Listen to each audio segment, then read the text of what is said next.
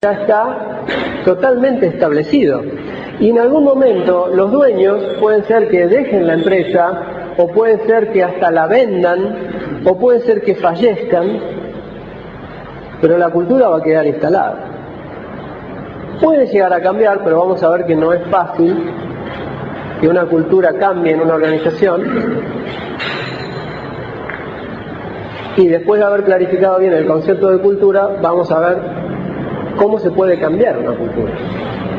Porque fíjense que el proceso que vimos de cómo se genera una cultura es un proceso totalmente no gestionado en la mayoría de las empresas.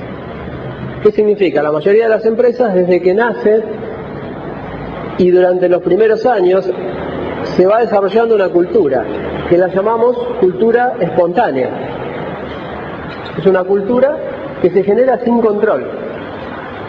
O sea, se establecen hábitos, costumbres, creencias, valores, que se difunden a prácticamente todos los integrantes de la organización, y los que muy de acuerdo no están, a veces sobreviven si no expresan ese desacuerdo.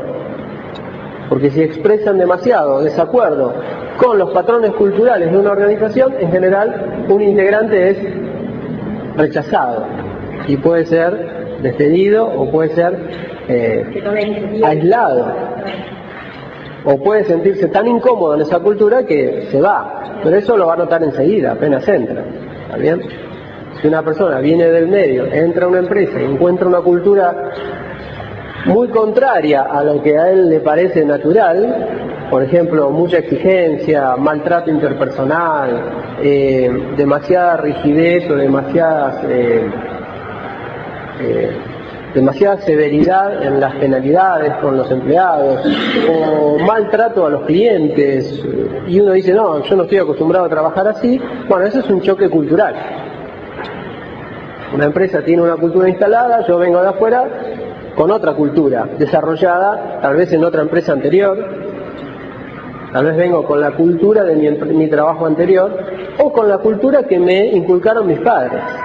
Pero esa ya no es la cultura de una empresa, es la cultura del país, o de mi familia, muy influida por la cultura del país.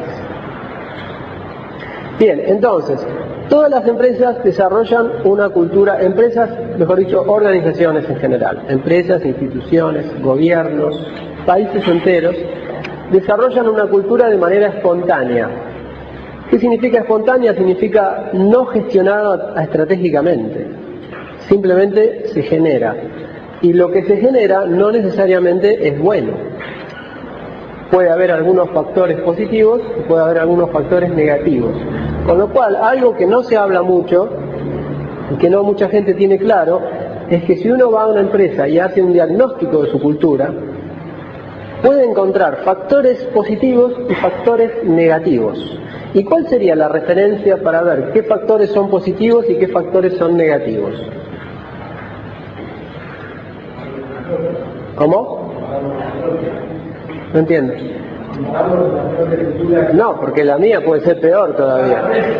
¿Cuál es la referencia para decir si una cultura es positiva o es negativa? ¿Positiva o negativa con respecto a qué? ¿Cuál es qué funciona en una organización? Bien. ¿Y cuál es el elemento de que la organización funcione? Los patrones, bien, los patrones objetivos para determinar qué factores culturales son positivos y qué factores culturales son negativos son sencillamente la eficiencia y la efectividad. ¿Qué es la efectividad? Es el grado con el cual la organización cumple con su misión y su visión y sus objetivos. Y la eficiencia es con qué consumo de recursos yo cumplo con esa misión, esa visión y esos objetivos. Con lo cual el patrón de referencia es la misión de la empresa. ¿Qué tiene que hacer esta empresa? Por ejemplo, tiene que brindar servicios de calidad 5 estrellas. ¿Qué valor o qué creencia puede ser fundamental en esa organización para que ese servicio funcione? ¿Cuál sería una creencia que debería ser un elemento clave de la cultura? ¿Cómo? Sí. Sí, en realidad la creencia no es, podría ser, pero en realidad la creencia sería que el cliente es importante. Pero no como un cartel pegado en la pared, sino el cliente es importante como creencia cultural. ¿Qué significa una creencia cultural? Una creencia cultural es una creencia verdadera. O sea, vos entras a esa empresa, hablas con alguien y te empieza a hablar de los clientes y te habla bien y te habla con entusiasmo y dice, tenemos un cliente acá y tenemos un cliente allá y conseguimos un nuevo cliente y estamos estableciendo, y te habla con cierto respeto y cariño por los clientes, natural. Hay empresas que no tienen eso. Uno entra a ciertas organizaciones donde el cliente es una molestia y ese es el patrón cultural. Todo el mundo, cada vez que llama a un cliente o un cliente manda un mail o un cliente pide algo, se siente molesto, se siente incomodado. Entonces, que vamos a la misión de la empresa debe plantear y no haya definición a dónde se dirige la empresa. Bueno, nunca va a estar planteado que la misión es no atender a los clientes. ¿Está bien? Siempre la misión va a tener que ver con un cierto producto, un cierto servicio, y podríamos decir que es un patrón cultural necesario para cualquier empresa que dentro de las creencias instaladas esté instalada la creencia de que el cliente es importante. Uno dirá, bueno, pero todas las empresas tienen instalada esa creencia porque es básica. Sí, es básica, pero no está instalada en todas las empresas. Hay muchas empresas que no tienen esa creencia instalada. Hay empresas que no tienen instalada la creencia de que es malo perder el tiempo, por ejemplo. Por lo tanto, son ineficientes. Y uno entra ahí, la gente tiene instalada la creencia de que perder el tiempo no es demasiado grave. Muchas oficinas públicas tienen instalada esa creencia. Perder el tiempo no es grave. Y si alguien viene y pide algo, no hay que hacerlo urgente. Nunca es urgente. No hay por qué responder urgente a alguien que pide algo. Esa es la creencia en ciertas organizaciones. Otras organizaciones no, tienen instalada otra creencia. A partir de la influencia de los superiores, obviamente. De los fundadores y de los superiores actuales. El principal motor, generador y mantenedor de culturas es el ejemplo de los superiores. Por supuesto, cuando los superiores, la empresa recién empieza y los superiores son los fundadores y están en contacto con 4 empleados, ahí el influjo es mucho mayor. Y ahí es donde la cultura nace. Pero después se va a mantener a partir del ejemplo de los superiores. ¿Está bien?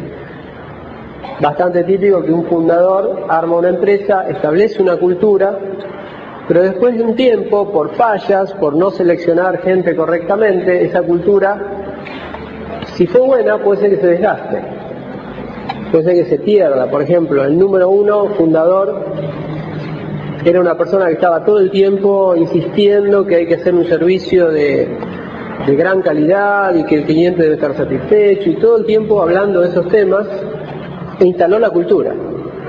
Pero un día la empresa se hace muy grande y hay 200 empleados, 300 empleados y ya el número 1 no puede hablar con todos y no puede ir a cada uno a decirle todos los días estas cosas, y si él no logra que sus subordinados, los jefes, los gerentes, los mandos medios repliquen su mensaje, es probable que esa cultura que nació bien se pierda, se desgaste, se corrompa. Entonces una empresa nace con una gran orientación al cliente y después de algunos años crece y pierde la orientación al cliente. Fíjense, los patrones culturales podríamos decir que establecen lo que una empresa verdaderamente es, no lo que pretendemos que sea a través de los manuales, o lo que dicen los manuales que hay que hacer, o lo que dicen los procedimientos, o lo que dicen los carteles, o lo que dice alguna política organizacional.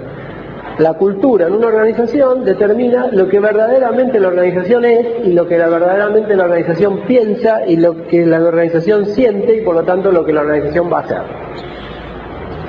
Que puede tranquilamente no estar en línea con los procedimientos, no estar en línea con las políticas, no estar en línea con la misión, no estar en línea con la visión. Y de hecho, en mayor o menor medida, eso le pasa a todas las organizaciones.